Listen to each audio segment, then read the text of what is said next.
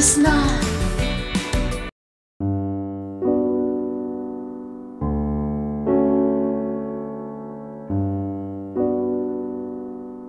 Несмотря на то, что 1 марта от 28 февраля мало чем отличается, по ближайшим прогнозам к середине месяца потеплеет.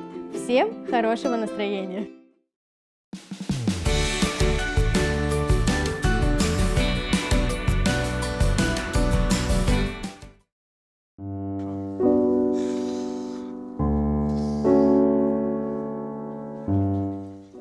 Чтобы не заболеть, нужно избегать мест с большим скоплением людей в период эпидемии.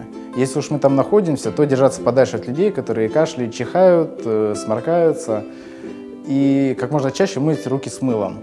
Если вы уже заболели, то тогда сами, пожалуйста, не приходите и не заражайте других. Нужно оставаться дома, пересидеть вот этот период заболевания.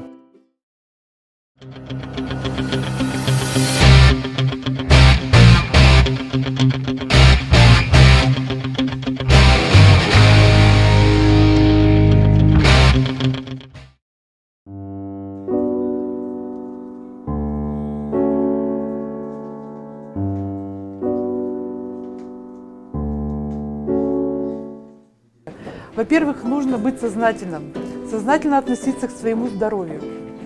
В первую очередь это здоровье. Во вторую очередь это красота, это хорошее тело, это подтянутость. В-третьих, в конце концов надо получать как-то зачеты.